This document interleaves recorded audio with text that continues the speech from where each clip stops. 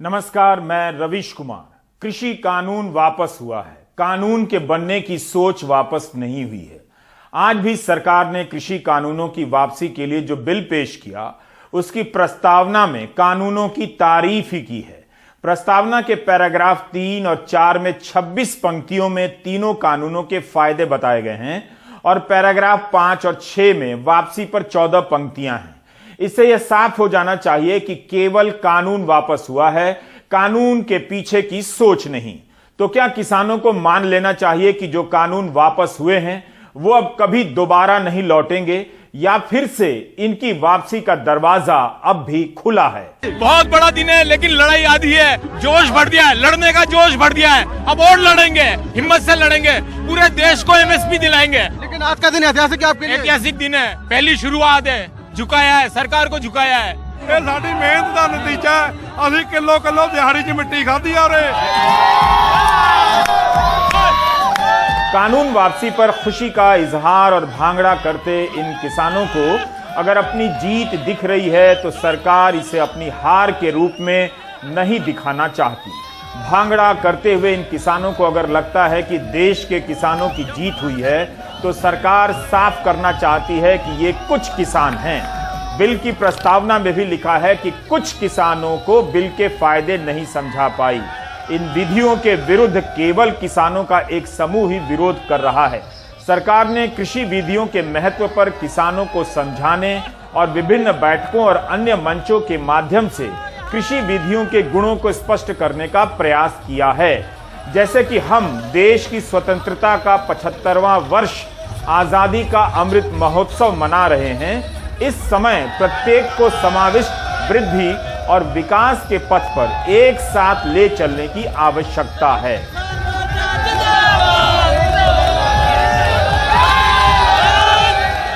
तो आजादी के अमृत महोत्सव में सबको साथ लेकर चलने के लिए सरकार ने कुछ किसानों के विरोध के कारण 3 कानून वापस ले लिए।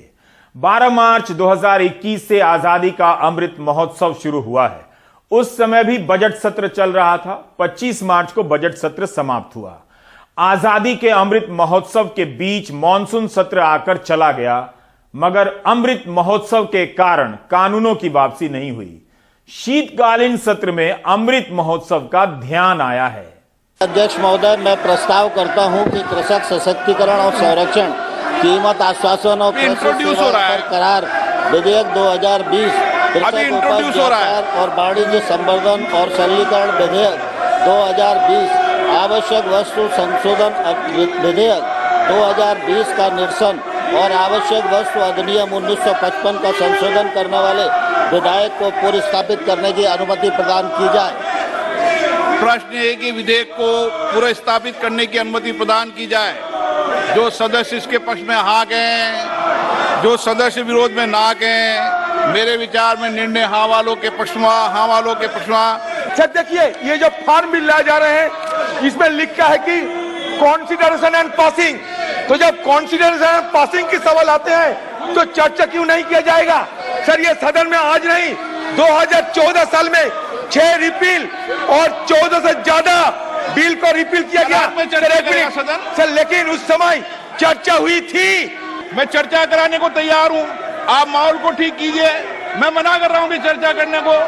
आपको पर्याप्त समय, पर्याप्त अवसर दूंगा, लेकिन बेल में आने के बाद चर्चा नहीं होती कभी विधेयक पर। आप विधेयक वापस करने की मांग कर रहे थे ना, मैं चर्चा करा दूंगा विधेयक वापस पर, पूर्ण चर्चा कराऊंगा। आप जाइए सीट पे। प्रश्न है कि विधेयक को पारित किया जाए। जो सदस्य इसके पक्ष में हाँ गए, जो सदस्य विरोध में ना गए, मेरे विचार में निर्णय हाँ वालों के पक्ष में, हाँ वालों के पक्ष हुआ। प्रस्ताव स्वीकृत हुआ, विधेयक पारित हुआ। हम चाहते थे कि चर्चा हो जाए, बहस करने का जगह है पार्लियामेंट। बताइए आपके कारण क्या क्या थे ये सब करने के लिए, और ये आपकी गलती मानने के लिए, और हम सुनेंगे, हम भी हमारी तरफ से बोलेंगे। कंपनसेशन की बात है, एमएसपी की बात है, 3-4 चीजें, किसान को न्याय मिलना चाहिए, ये हम चाहते थे। तो ये सब बताने के लिए हम मौका चाहते थे पार्लियामेंट की डिस्कशन में। पार्लियामेंट को बिना कोई डिस्कशन से बिल पास करना ये भी उचित नहीं है ना। मेन मुद्दा है किसानों का मिनिमम सपोर्ट प्राइस। वो मिनिमम सपोर्ट प्राइस पे आज तक लिखित गारंटी ये सरकार नहीं दिया है। इसीलिए प्रधानमंत्री के आश्वासन के बाद भी ये तो कभी हुआ ही नहीं है। देश के हिस्ट्री में एक प्रधानमंत्री टेलीवाइज एड्रेस में कह दे कि हम वापस ले रहे हैं और तब भी लोग वापस घर नहीं जा रहे। अभी भी वो बोले कि हमको तो ये पूरा चर्चा होना चाहिए और ऑपोजिशन को जो अपने बात रखना है वो अलाउ कीजिए। ऑपोजिशन को बोलने की भी इजाजत नहीं दी जा रही है, क्या बोलेंगे इसको लेकर? बोले को वापस इसमें क्या बोले आप? अगर ऑपोजिशन को संसद के अंदर बोलना जो हमारा काम है वो अगर हमको करने देते तो हम गांधी मूर्ति के आके आपके पास साथ बात करने की जरूरत नहीं होती। लोकसभा में लगा कि हंगामे के कारण कृषि कानूनों की वापसी पर चर्चा नहीं हो सकी, लेकिन राज्यसभा में कृषि मंत्री ने साफ साफ कह दिया कृषि कानूनों की वापसी पर चर्चा की कोई जरूरत नहीं है। तो बात हंगामे की नहीं, सरकार के इरादे की थी। सरकार ने बिल की प्रस्तावना में कानून और अन्य योजनाओं की तारीफ कर दी।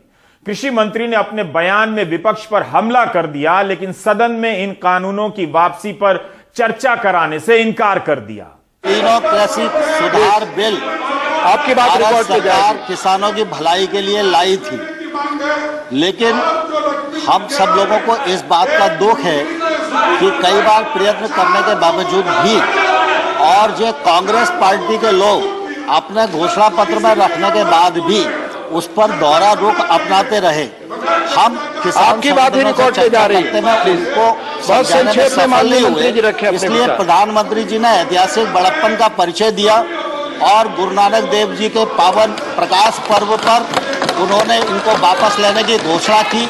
यह प्रधानमंत्री जी की कथनी और करनी की एक रूपता का परिचायक है कि रिपील करने के लिए हम यहाँ आए हुए हैं।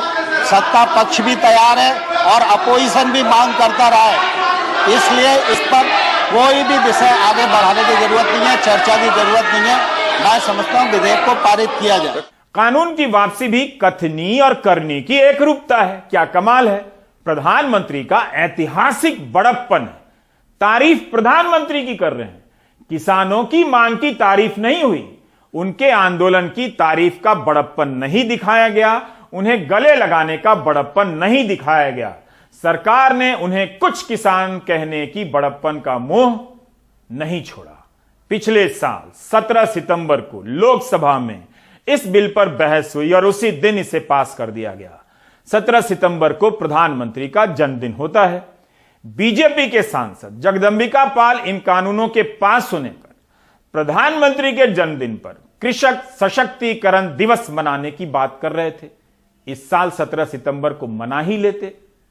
आज का दिन इस विधेयक के पारित होने के बाद ये आने वाले दिनों में किसान इसको किसान सशक्तिकरण दिवस के रूप में मनाएगा और हमेशा याद करेगा इस बात के लिए। जगदंबिका पाल किसान सशक्तिकरण दिवस मनाना चाहते थे, लेकिन हो गया उल्टा। इस कानून ने किसानों को विरोध के लिए इस तरह से सशक्त कर दिया कि वे 1 साल से अधिक समय तक दिल्ली की सीमाओं पर डटे रहे। कानून को ही भागना पड़ा। क्या भाजपा सांसद जगदंबिका पाल आज के दिन को कृषक सशक्तिकरण दिवस के रूप में मनाना चाहेंगे? आखिर सरकार ने चर्चा से इनकार क्यों की? अगर चर्चा होती तो देश को, किसानों को पता चलता कि सरकार आगे क्या सोच रही है, न्यूनतम समर्थन मूल्य पर उसकी क्या सोच है। ऐसा 1 साल 3 महीने से ये एजिटेशन चल रहा था, फिर भी सरकार नहीं मानी। आखिरी में ऐसा एक वक्त आया कि जब सारे देश में एक माहौल बन गया इस कानून के खिलाफ और उसका रिजल्ट थोड़ा सा बाई इलेक्शन में भी उधर इधर महसूस हुआ। और प्लीज वाइंड अप। एक मिनट तो उसके बाद में 5 स्टेट में चुनाव है। इसका परिणाम भी वो पहले से सोच चुके कि भाई ये बाई इलेक्शन में ऐसा परिणाम है तो फिर 5 स्टेट में इसका परिणाम क्या होगा। तब उनको आया नहीं आपको सर 700 लोग बॉर्डर पे मर चुके हैं। प्लीज 2 मिनट मैंने समय दिया था। प्लीज। बेशक सरकार ने बहस नहीं की, लेकिन कानून वापसी के प्रस्ताव में अपनी तमाम दावेदारियां कर दी। कम से कम उन्हीं दावों पर बहस होनी चाहिए थी जिनमें सरकार ने कहा कि 2014 से कृषि विभाग का बजट 5 गुना बढ़ा दिया गया है। 11 करोड़ किसानों को 1,06,000 करोड़ रुपए दिए गए हैं। 2016 में फसल बीमा लागू हुई और तब से 8 करोड़ 83 लाख दावों का निस्तारण हुआ है।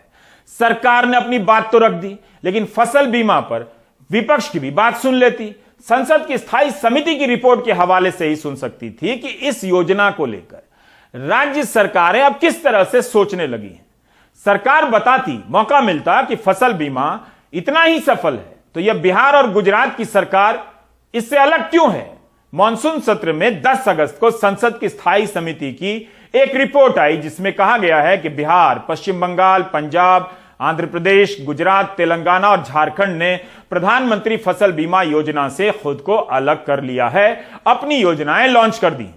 बीमा कंपनियां किसानों को मुआवजा बहुत कम दे रही हैं, काफी देरी से देती हैं। बीमा कंपनियां कैसा काम करती हैं उसकी ऑडिट का भी प्रावधान है, लेकिन संसद की समिति ने कहा है कि ऐसी कोई ऑडिट नहीं हुई है। इस योजना की हालत यह है कि जब संसद की समिति ने पूछा कि विवादों के निपटारे के लिए जो समिति बनी है उसके क्या रिकॉर्ड हैं, तो जवाब मिला कोई आंकड़ा उपलब्ध नहीं है। कभी फसल बीमा योजना पर बहस होनी ही चाहिए, तो पता चलता कि क्यों गुजरात सरकार ने 11 अगस्त 2020 को 1 साल के लिए प्रधानमंत्री फसल बीमा योजना स्थगित कर मुख्यमंत्री फसल बीमा योजना लॉन्च की। अब तो उसके भी 1 साल से अधिक हो गए, लेकिन सरकार ने तीनों कृषि कानूनों की वापसी के प्रस्ताव में प्रधानमंत्री फसल बीमा को एक बड़ी कामयाबी के रूप में पेश कर दिया। यही नहीं, इस प्रस्ताव में दावा किया गया है कि गेहूं और धान के अलावा कपास और दलहन को न्यूनतम बिक्री दर के दायरे में लाया गया है। आज पेश हुए बिल की प्रस्तावना में न्यूनतम समर्थन मूल्य का इस्तेमाल नहीं हुआ है, न्यूनतम बिक्री दर का इस्तेमाल हुआ है। सरकार ने लिखा है कि लागत से 1.5 गुना अधिक न्यूनतम बिक्री दर दी गई है। बहस होती तो पूछा जाता कि सरकार न्यूनतम समर्थन मूल्य पर आगे क्या सोचती है। सदन में उसकी राय सामने आती और इस दावे पर सांसद पूछ पाते कि लागत से 1.5 गुना अधिक कैसे दिया जा रहा है। ये कई सालों से हम देख रहे हैं कि एक ये कोशिश हो रही है कि एक लोगों को ये बताया जा सके कि जो सरकार एमएसपी के माध्यम से जो प्राइसेस अनाउंस करती है वो जो है, जो स्वामीनाथन कमीशन की रिकमेंडेशन थी कि भाई जो कॉस्ट है उसके ऊपर 50% प्रॉफिट दिया जाए, एक तरह का ये इंप्रेशन दिया जा रहा है। लेकिन बड़ा एक विचित्र डेवलपमेंट है ये, क्योंकि एक तरफ तो हम ये कहते हैं कि भाई ये कॉस्ट प्लस 50% है जो कि स्वामीनाथन फॉर्मूले के अनुकूल है। दूसरी तरफ जब ये लॉज रिपील किए गए थे, डॉक्टर स्वामीनाथन ने खुद ही एक ट्वीट में कहा था कि उन्होंने अपनी खुशी उसमें जाहिर करके कहा था कि अब मैं एक्सपेक्ट करता हूं कि C2 प्लस 50% के हिसाब से हम एमएसपी देंगे किसानों को, जो कि स्वामीनाथन कमीशन की रिकमेंडेशन थी, ये सब हम जानते हैं। C2 प्लस 50 वो है कि कॉम्प्रिहेंसिव कॉस्ट जो है किसान की, उसके ऊपर 50% प्रॉफिट की बात है। जो सरकार क्लेम करती है कि हम किसान को दे रहे हैं वो तकरीब वो है A2 plus FL। A2 plus मतलब A2 तो है जो बेसिक कॉस्ट, यानी कि जो out of the pocket expenses किए हैं किसान ने, प्लस उसकी फैमिली लेबर को जोड़कर उसके ऊपर सरकार क्लेम करती है कि वो 50% दे रही है। तो ये जो जानबूझकर किया गया है या हम सोचते हैं कि यही एक रास्ता है, मुझे लगता है कि उसमें एक क्लैरिटी हमें आनी चाहिए सबको कि जो सरकार क्लेम कर रही है वो सिर्फ जो कॉस्ट ऑफ प्रोडक्शन है उसके ऊपर 50% की बात कर रही है, जबकि स्वामीनाथन कमीशन ने कहा था कि कॉम्प्रिहेंसिव कॉस्ट के ऊपर 50%। इसका क्या असर पड़ता है कि देखें, जैसे अभी गेहूं का दाम अनाउंस किया गया है तो उसमें भी रफली, मैं एग्जैक्ट फिगर मेरे पास अभी नहीं है, रफली अगर C2 प्लस 50% से अगर वो प्राइस डिटरमिन किया जाता तो तकरीबन 600 रुपए के आसपास क्विंटल में उसकी बढ़ोतरी होनी थी, या उससे अधिक भी हो सकती है। तो वो एक बढ़ोतरी होनी थी। इस तरीके से बाकी फसलों पे आप करेंगे तो किसान जो है वो एक तरीके का उनको लॉस होता है जब A2 प्लस FL के फॉर्मूले के हिसाब से उनके ऊपर प्राइस तय किए जाते हैं। क्या सरकार न्यूनतम समर्थन मूल्य की गारंटी देगी या इसकी मांग को भी कुछ किसानों की मांग बता देगी? ऐसा नहीं कह सकती सरकार, क्योंकि न्यूनतम समर्थन मूल्य की मांग कुछ किसानों की मांग नहीं है। सरकार की ही रिपोर्ट और उसके डॉक्यूमेंट कहते हैं कि सभी किसानों की मांग है। 2015 में बीजेपी के सांसद छेदी पासवान ने एक सवाल किया कि क्या सरकार ने धान की खरीद को लेकर कोई अध्ययन किया है। तब सरकार जवाब देती है कि नीति आयोग ने 2007-8 से 2010-11 के दौरान न्यूनतम समर्थन मूल्य को लेकर एक अध्ययन किया है। इसके अनुसार 81% किसान विभिन्न राज्यों में न्यूनतम समर्थन मूल्य को लेकर जागरूक हैं। 94% किसान चाहते हैं कि न्यूनतम समर्थन मूल्य जारी रहे। इसका मतलब है कि सरकार किसान आंदोलन में शामिल जिन किसानों को कुछ बता रही है, वही कुछ किसान बहुसंख्यक किसानों की मांग का, सबसे बड़ी मांग का प्रतिनिधित्व कर रहे हैं। 2015 के बाद 21 मार्च 2017 को सदन में दिया गया एक और जवाब है। केंद्रीय कृषि मंत्री ने अपने जवाब में कहा है कि नीति आयोग के एक अध्ययन से पता चलता है कि बहुसंख्यक किसान न्यूनतम समर्थन मूल्य के पक्ष में हैं, क्योंकि इससे उन्हें आय की गारंटी मिलती है। इसी जवाब में यह बात भी लिखी गई है कि जब सरकार न्यूनतम समर्थन मूल्य घोषित करती है, तब 78% किसान, जिसमें छोटे और सीमांत किसान शामिल हैं, खेती के विकसित तरीके अपनाते हैं। मतलब न्यूनतम समर्थन मूल्य से किसान प्रोत्साहित होते हैं, खेती में निवेश करते हैं, खेती को फायदा पहुंचता है। संयुक्त किसान मोर्चा की 1 दिसंबर को बैठक होगी। पता चलेगा तब कि किसान आंदोलन का अगला कदम क्या होगा। आगे MSP है, फसलों के वाजिब दाम है, 10 साल पुराने ट्रैक्टर है, सीड बिल है, ये सारे सवाल है। और आगे तो आगे होगा किस तरह से? ये जब भारत सरकार बैठेगी, कहीं मिलेगी तो होगा शुरुआत। मतलब दिक्कत कहाँ पर आ रही है? क्योंकि वो मिल नहीं रही सरकार। मतलब अभी सरकार ने आपको अप्रोच ही नहीं किया बातचीत के लिए? ना, अभी नहीं करा। तो फिर तो मसला सुलझेगा ही नहीं अगर ना, अभी तो नहीं सुलझा। ऐसे कहाँ सुलझ रहा मसला? क्योंकि सरकार ये कह रही है कि मुख्य मांग आपकी थी कि 3 कानून वापसी ले लो, वो ले रहे हैं। सरकार ने किसा कहा? नहीं, वो मीडिया में कहा है औपचारिक रूप से नरेंद्र सिंह तोमर। भाई मीडिया वालों को कहा तो मीडिया वाले ले लो वापसी, हमें तो कहा नहीं। दूसरा वो कह रहे हैं कि पराली वाला आपकी डिमांड थी कि पराली जलाने को भी कोई बिचौलुआ की जरूरत है क्या सरकार को? सरकार आने का टेबल पे बैठ के बातचीत करे, टेबल पे बैठ के। मुकदमे कौन लेगा? जो आंदोलन के दौरान के मुकदमे, जो और मुद्दे हैं, हाँ। उस पर कौन बात करेगा? कल फिर सरकार से बात करनी है सीड बिल पे, हाँ। उसकी एक कमेटी बनाने की सरकार ने बात करी थी। अच्छा, वो कमेटी सरकार बनाए कि और मसलों पे सरकार बैठ के बातचीत करेगी, MSP से अलग। सरकार चर्चा करती और इन मुद्दों पर ठोस जवाब देती तो किसानों के बीच ज्यादा भरोसा बढ़ता, उनका हौसला भी बढ़ता। संसद में दिए गए बयान की अहमियत जवाबदेही ट्विटर और प्रेस में दिए गए बयान से ज्यादा होती है। विपक्ष का कहना है कि सरकार चुनावों के कारण इन कानूनों को वापस ले रही है, लेकिन क्या ऐसा है?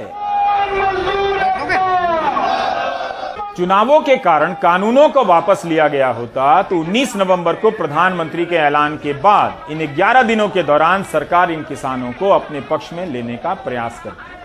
अगर सरकार मजबूर होती तो मुलाकात कर रही होती, इन मुलाकातों के जरिए किसानों को संदेश देने का प्रयास करती। चुनाव में तो सब एक दूसरे के आगे हाथ जोड़ते हैं, लेकिन सरकार ने ऐसा कुछ नहीं किया, बल्कि ये जता दिया कि आप हमारे हैं कौन।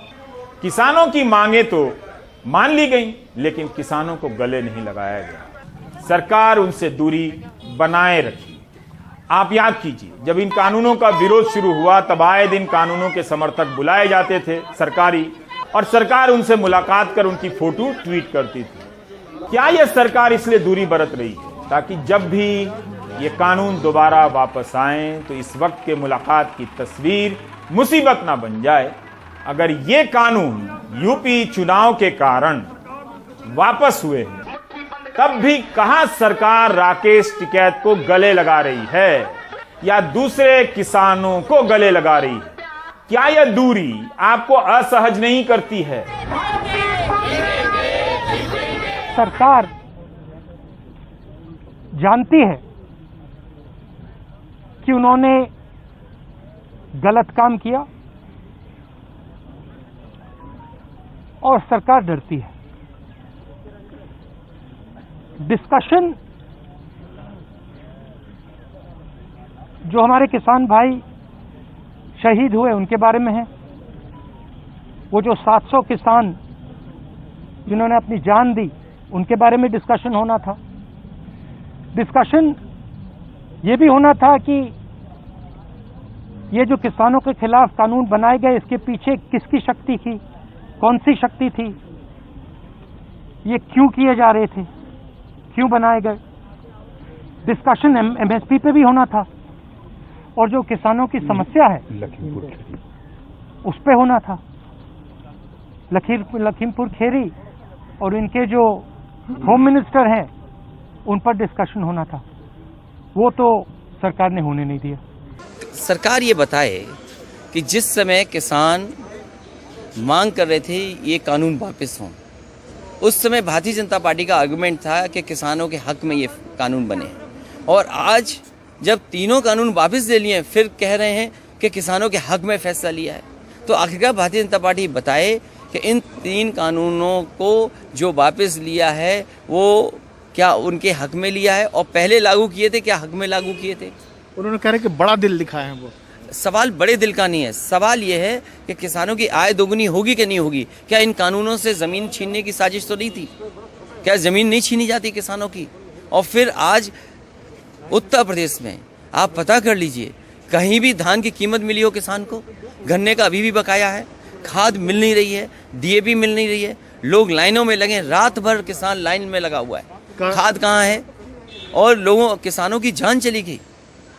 कहा ये भी जा रहा है कि चुनाव की वजह से फैसला लिया गया, फायदा मिले क्या? भारतीय जनता पार्टी के लिए चुनाव बड़ी चीज है, वोट बड़ी चीज है, और वोट के लिए भारतीय जनता पार्टी कोई भी फैसला ले सकती है। किसानों के वोट से इन कानूनों की वापसी को जोड़ने से पहले ध्यान से देखिए, वापसी की कोई भी रस्म इन किसानों के साथ नहीं निभाई जा रही है।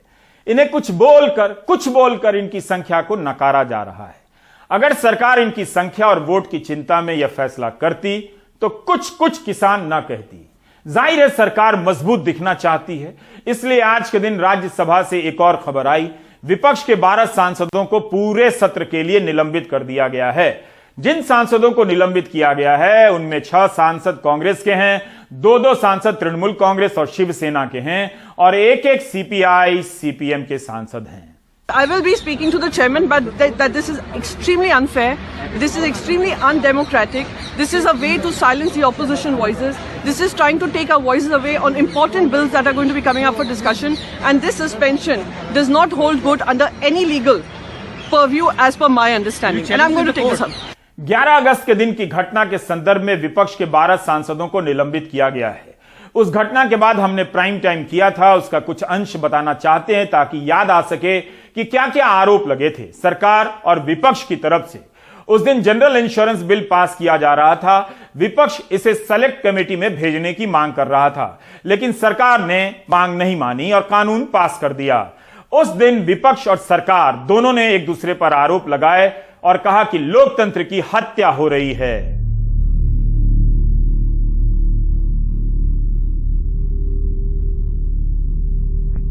कल हमने अपनी आंखों से मार्शल लॉ जैसी परिस्थितियां संसद के अंदर देखी। इंश्योरेंस बिल पार्लियामेंट ने पास नहीं किया, मार्शल लॉ ने पास किया है। सभापति वेंकैया नायडू से मुलाकात कर विपक्ष की महिला सांसदों ने आरोप लगाए थे उस वक्त कि उनके साथ धक्का मुक्की हुई। विपक्ष के नेताओं ने मार्च भी किया। सरकार ने इसी तरह के आरोप विपक्ष के सांसदों पर लगाए। एनसीपी नेता और वरिष्ठ सांसद शरद पवार ने इस घटना के बारे में कहा कि 55 साल के संसदीय जीवन में महिला सांसदों के साथ धक्का मुक्की कभी नहीं देखी। 40 से अधिक महिलाओं और पुरुषों को बाहर से सदन में लाया गया, ये पीड़ादायक है, लोकतंत्र पर हमला है। सांसद छाया वर्मा, फूलोदेवी नेताम, प्रियंका चतुर्वेदी ने महिला सांसदों के साथ धक्का मुक्की के आरोप लगाए थे, लेकिन इन तीनों को ही पूरे सत्र के लिए निलंबित कर दिया गया है। ये उनके पुराने बयान हैं।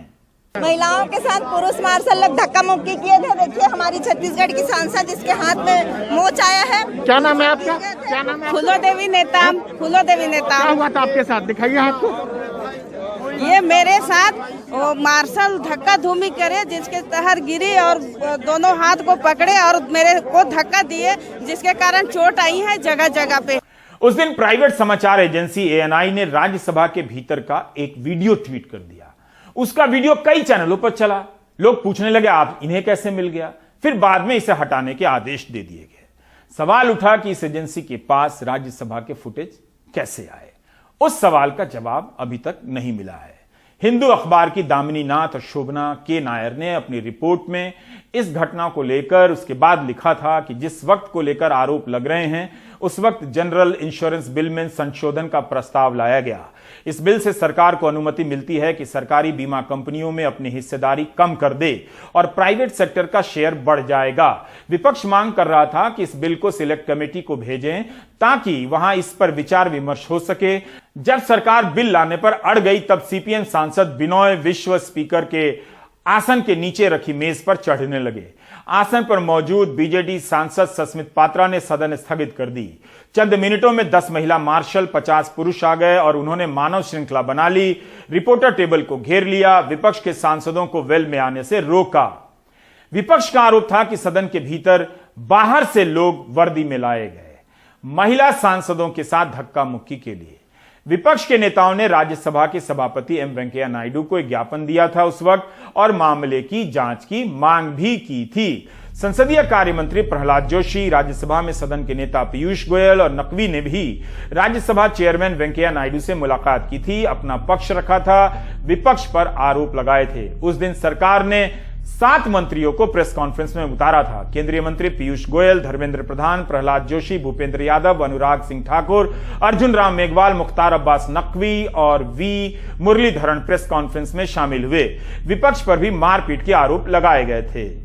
मार्शल या सिक्योरिटी स्टाफ किसी पक्ष के नहीं होते, ना वो विपक्ष के हैं ना सत्तारूढ़ पक्ष के हैं। वो पार्लियामेंट की सिक्योरिटी का काम करते हैं और हमने तो किसको अपॉइंट नहीं किया है। ये मेरे ख्याल से इस प्रकार के बेबुनियाद आरोप झूठे हैं और पूरे झूठ के आधार पे ये मैंने जैसे कहा ये डाइवर्ट करना चाह रहे हैं, इश्यू से डिविएट कर रहे हैं। कांग्रेस ने 12 विपक्षी सांसदों को निलंबित करने के फैसले का विरोध किया है। कहा है कि निलंबित किए गए सांसदों के साथ अन्याय हुआ है। कल पूरा विपक्ष सरकार से मांग करेगा इस फैसले को पर पुनर्विचार हो और क्योंकि ये तर्क संगत भी नहीं है, न्याय संगत नहीं है और अगर ऐसा नहीं हुआ तो संभवतः पूरा विपक्ष पूरे सत्र का बहिष्कार करे। तो मैं कोई इस तरह का हुलिगनिज्म में शामिल नहीं था। मैं वेल तक जरूर गया हूँ, कोई निकाल के देख सकता है और ये मेरा कभी कैरेक्टर नहीं रहा। इतना दिन के संसदीय जीवन में मैं कभी इस तरह का व्यवहार किया नहीं, लेकिन फिर भी उन्होंने नाम दिया तो ठीक है, संसद से बाहर कर सकते हैं, सड़क पर किसानों की लड़ाई लड़ेंगे। मॉनसून सत्र में पेगासस जासूसी कांड पर चर्चा नहीं हुई। सरकार ने जांच से इनकार कर दिया। उसके बाद सुप्रीम कोर्ट ने पेगासस कांड की जांच के लिए कमेटी बना दी। सरकार ने स्वीकार कर लिया। मॉनसून सत्र में कृषि कानूनों पर चर्चा नहीं हुई, लेकिन शीतकालीन सत्र में बिना चर्चा के कानून वापस हो गए। सदन के बाहर सदन के भीतर कमजोर दिखती सरकार ने अपना कदम बढ़ा दिया है। किसानों से बात नहीं की और राज्यसभा के सांसद निलंबित हैं। अंदाजा लगा सकते हैं लड़ाई का मैदान कहां नजर आ रहा है। आप ब्रेक ले लीजिए।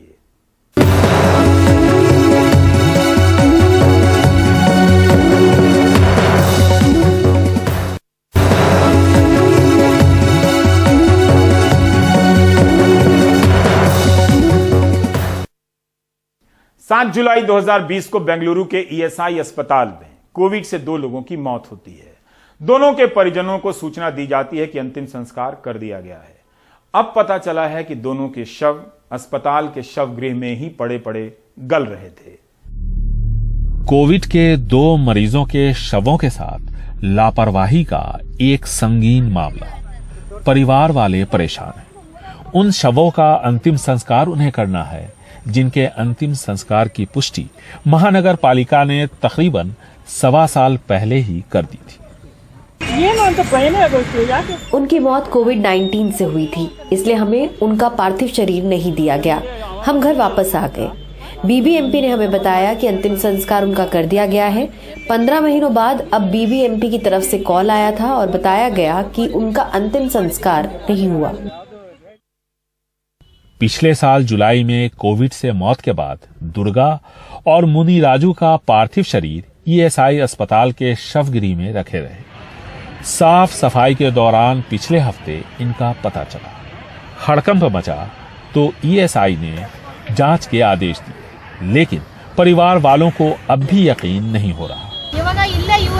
इन्होंने कहा है कि आगे का सारा काम ये ही लोग देख लेंगे। अब जब तक ये खत्म नहीं होता हम यहीं रहेंगे। हमारे लिए शव को ले जाने के लिए कुछ नहीं बचा है, ऐसा कह रहे हैं। हमारे दूसरे रिश्तेदार भी यहाँ आ रहे हैं। इन लोगों की लापरवाही से हम बहुत दुखी हैं। हमें न्याय चाहिए। शव गल चुके हैं, इनका पोस्टमार्टम करना भी किसी चुनौती से कम नहीं है। सीधे तौर पर यह महानगर पालिका और अस्पताल प्रशासन की लापरवाही का नतीजा है। बेंगलुरु से कैमरामैन गोविंद मूर्ति के साथ निहाल किदवई, NDTV इंडिया।